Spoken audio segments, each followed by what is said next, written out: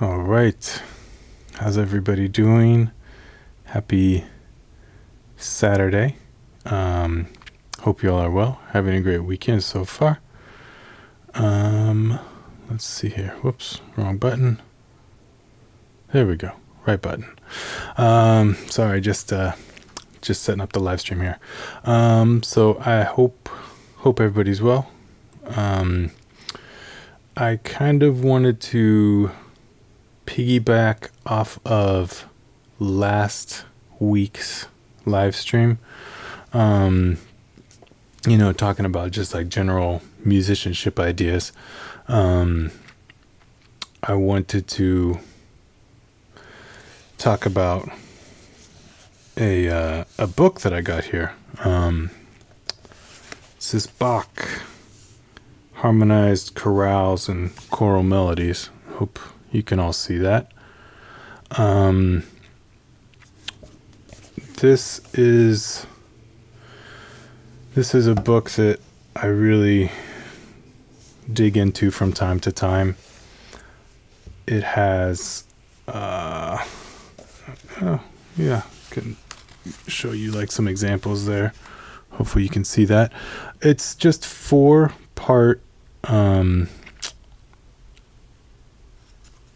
little pieces of music. I think the idea is that the chorales are the soprano or the melody part, and then Bach added the bass, the tenor, and the alto part. So basically,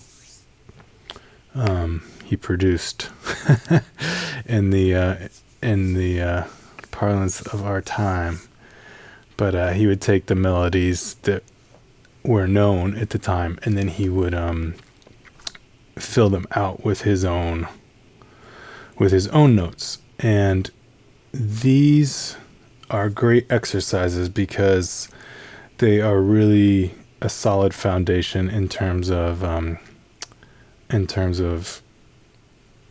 Western music based on the tuning system that a lot of us use, which is equal temperament, as opposed to, say, just intonation. So these are great to study.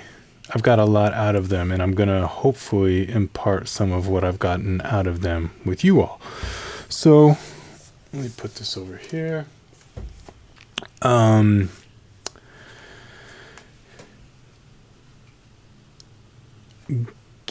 Tying this into musicianship of last week, the first thing that I mentioned was singing. So let's kind of start with that.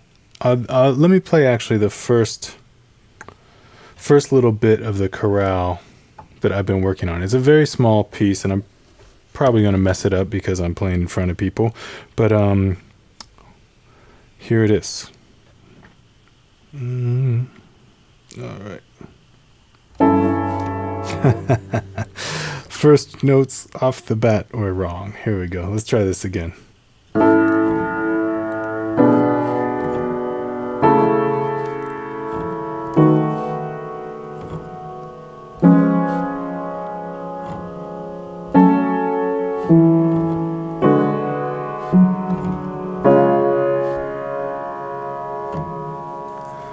So I'm a big believer in quality over quantity when that is possible.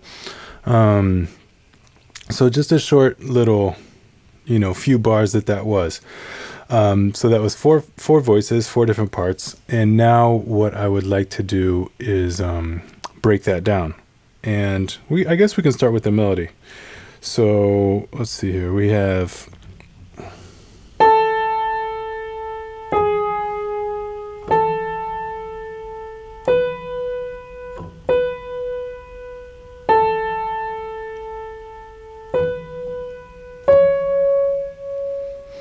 I think my timing got a little bit off, but you get the idea. So that's the melody, and I guess I should have said this before I started going that far, but reading music is a skill, and it helps with our music education if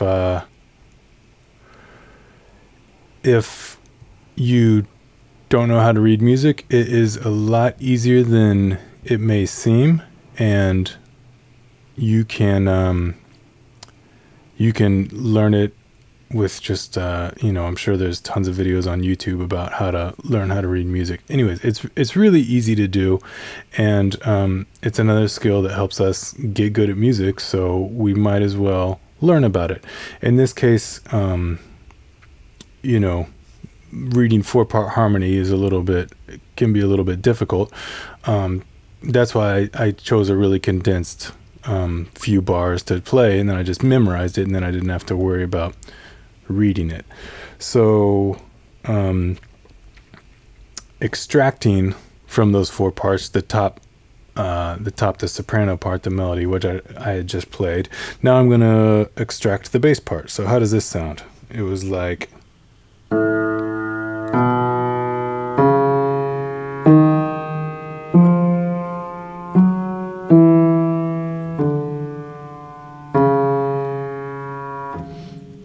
and then we can go to the tenor part, which sounds like this.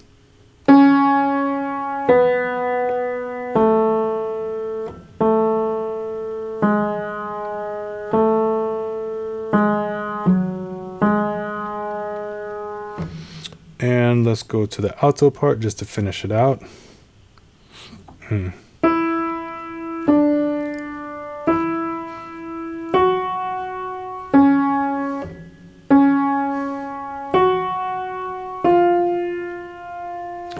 So those are all the 4 parts just individually played.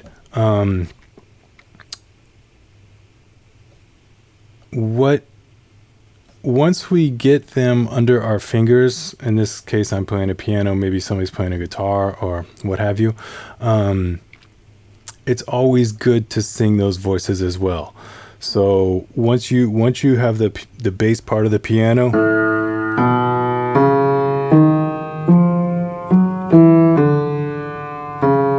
once you got that down and can play that, sing that. It will help you internalize it. It will help your ears. It's like working out. It's really, really, really, really good for you as a musician. I had a former teacher who said that musicians are the exact same as athletes. The muscles that we use are just smaller muscles. Like, we use our fingers as opposed to maybe our biceps or something. But these are just workouts that are really great for us as musicians, and they keep us trained.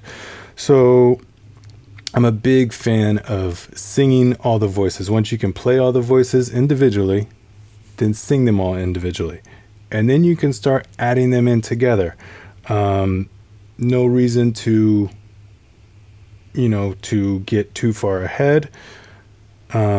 Do it, add 2 voices and see how that sounds. So like right now, I'll just do the bass and the tenor voice.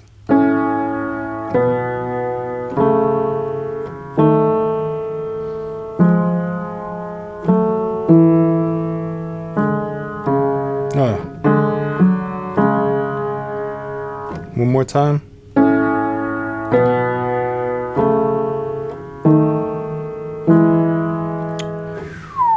I'm goofing up.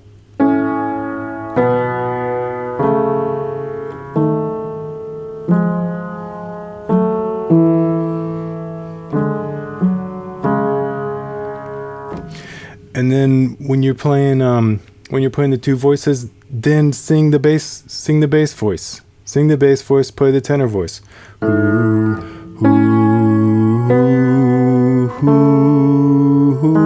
Oops.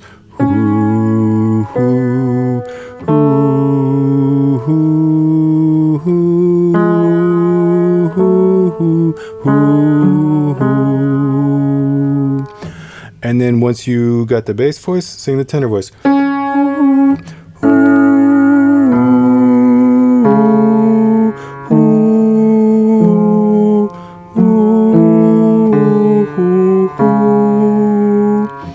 Right? Play both voices, Sing one voice, play the other voice, switch, play one voice, sing the other voice, and then once you're cool with two voices, add in a third voice. So let's do bass, tenor, and alto. Let's see here. Yes.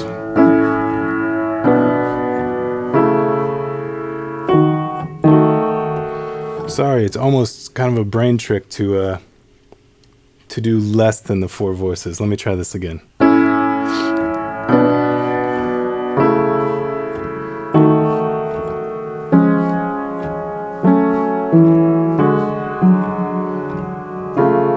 Oh. There we go.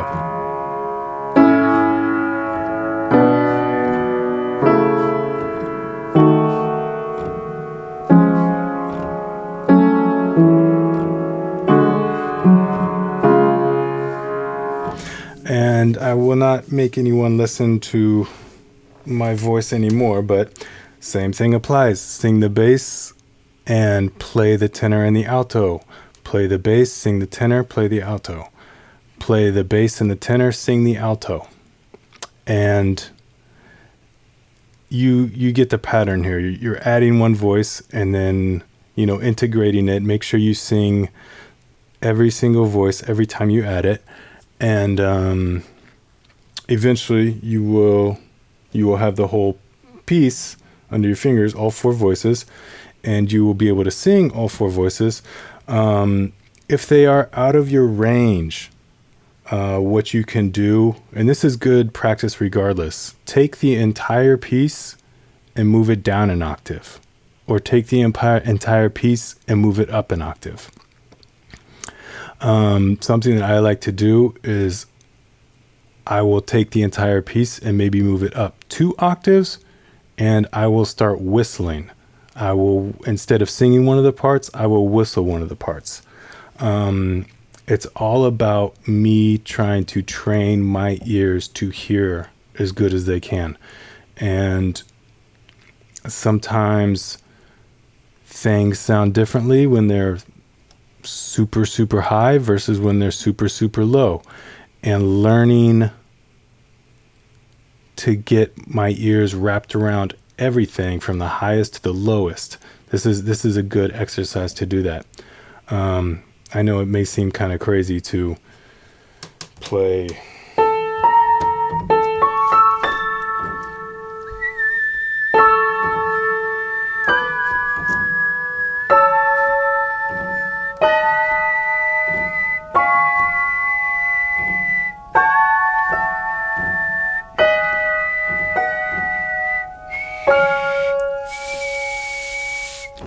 a little bit out of my whistling range.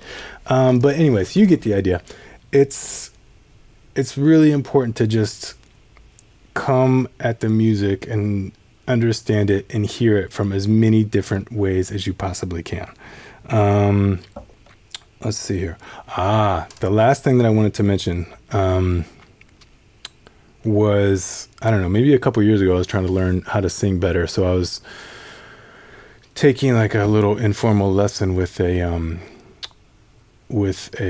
chorus member at the Metropolitan Opera House here in New York, and so we were working on stuff, and he said something in passing that stuck with me, and he was like, "You practice until you are done," meaning that you are the one who says either you have learned the concept as much as you want to learn it, or that you are still needing to work on it, in which case you continue to practice. There's no one but you who's going to say, yes, you have done the job. This isn't like you go to a grocery store and you check off every item as you put it in the cart, and it at the end of the trip, you've checked off all the items. You are the only one who can say, I'm comfortable with how I've learned this material, and it's where I want to be at. That's another big reason why I'm big on quality over quantity. Because I would really just rather learn something inside and out and outside and in before I move on. Even if it takes a really, really long time, that's how I want to be. And that's tough because it's taken me a really, really long time to be okay with that, because I always thought I was behind, and I always thought I needed to learn how to do everything. And I always felt that I was not going to learn how to do everything. And about that point, I was correct. I was not going to learn how to do everything. But about being always behind, that's not the case. Everybody's where they're at on their journey, and that's fine. What you need to do is just figure out what is important to you, what you want to spend your time on, and then getting that mastered as good as you can. I hope that makes sense. I hope this was helpful. If anyone has any comments or questions or whatever, I guess I should have said this at the top, but drop them in the chat. And let's see. Oh, I'm also available for lessons. I offer 100% money back guarantee. So if we set up some lessons and you don't like them, I'll give you your money back. It's not about that. It's about me trying to share information with you so that you can get more comfortable with your music. So yeah, hit me up. My website is nathangoheen.com, and tune back in next Saturday at 5 p.m. Eastern time for another live stream. Probably examine this little chorale bit a little bit more. Thank you all for your patience in my piano playing with it today.